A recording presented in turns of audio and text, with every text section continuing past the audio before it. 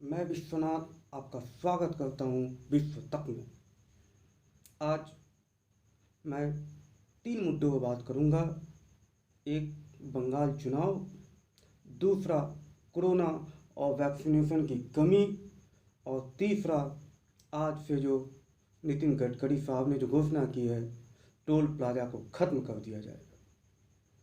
आज toll plaza ख़त्म होते ही जीपीएस ट्रैकिंग के सिस्टम के द्वारा जो टोल लिए जाएंगे उस पर भी आज बात किया जाएगा।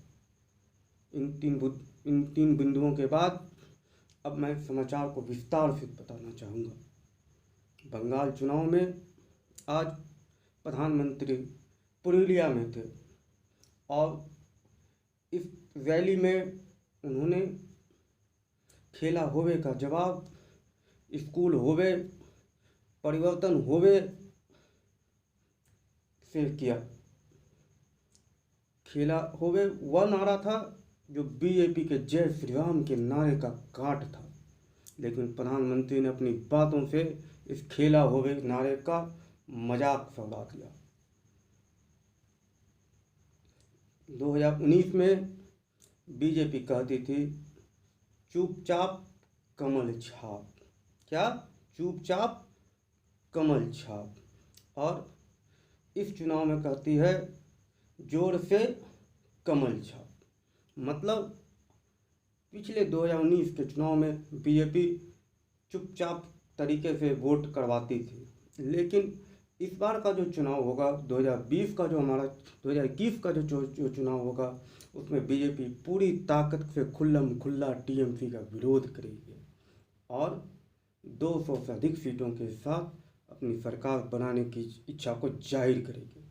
आज बंगाल चुनाव में एक बहुत बड़ा काम हुआ है कि रामायण के भगवान श्री राम के जो पात्र थे अरुण गोविंद, उन्हें आज बीजेपी ज्वाइन कर लिया है। इसी के साथ रामायण के भगवान श्री राम के पात्र लक्ष्मण, सीता, रावण, ये जितने मुख्य पात्र थे सभी ने आज बीजेपी ज्वाइन कर ली। इसी क्रम में महाभारत के पात्र श्री कृष्ण और द्रौपदी के जो पात्र थे वे भी पहले से ही बीजेपी ज्वाइन कर चुके हैं।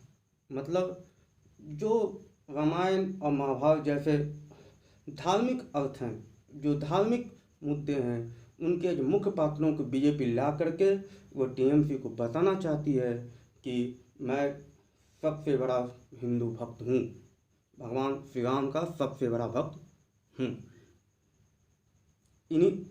इसके बाद मैं बात करूँगा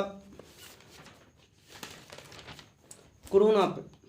आज से ठीक 1 साल पहले कोरोना भारत में आया था और 21 तारीख से ही 21 मार्च से दिल्ली से शुरुआत होते होते पूरे देश में 24 तारीख तक पूरे देश पूरे तरह लॉकडाउन हो गया था। लेकिन 1 साल बाद फिर से कोरोना की दूसरी लहर आई है, जो सबसे ज़्यादा प्रभाव आज महाराष्ट्र में है। महाराष्ट्र में देश में कोरोना के 61% केस आ रहे हैं। अभी देश में कोरोना के एक्टिव मरीजों की संख्या 2,51,000 है। अभी सबसे ज़्यादा केस महाराष्ट्र से आ रहे हैं और उसके बाद दूसरा सबसे बड़ा राज्य पंजाब और मध्य प्रदेश है। इसी के साथ साथ हमारे देश में भी कुछ शहरों में लॉकडाउन और नाइट कर्फ्यू की शुरुआत हो चुकी है। ऐसे रहा तो पूर्णतः देश तो बंद नहीं होगा, लेकिन कुछ शहरों में लॉकडाउन पूर्णतः लगाना बहुत ही ज़रूरी हो जाएगा।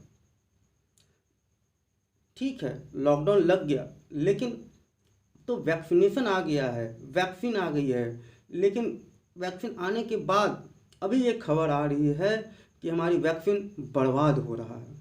सबसे ज़्यादा बर्बाद वैक्सीन तेलंगाना में हो रहा है और उसके पड़ोसी राज्य आंध्र प्रदेश में भी सबसे ज़्यादा वैक्सीन की बर्बादी हो रही है। ये बर्बादी क्यों हो रही है? ये बर्बादी इस कारण हो रही है कि लोग रजिस्ट्रेशन तो करवा लेते हैं, लेकिन वो वैक्सीन लेने सेंटर पे नहीं आते, जिसके कारण उनकी क्षमता के उनके डोज के जो हैं वो बर्बाद हो जाते हैं। ये बहुत ही गलत बात है, क्योंकि वैक्सीन बहुत ही कीमती है आज के समय में। इन बातों के बाद मैं फिर से जा रहा हूँ, आज का सबसे बड़ा मुद्दा जो आ रहा है कि हमारे देश में टोल प्लाजे खत्म हो जाएंगे। टोल प्लाजा जब खत्म होगा तो टोल टैक्स कैसे लिया जाएगा। अब उस पर बात करने के नितिन गडकरी साहब ने कहा कि गाड़ियों में अब जीपीएस ट्रैकिंग होगा और जीपीएस ट्रैकिंग के थ्रू फास्टैग से आप जितने किलोमीटर आप चलेंगे उतना ही किलोमीटर की आपको टोल टैक्स देना होगा और वो डायरेक्ट आपके अकाउंट से फास्टैग के थ्रू काट लिया जाएगा।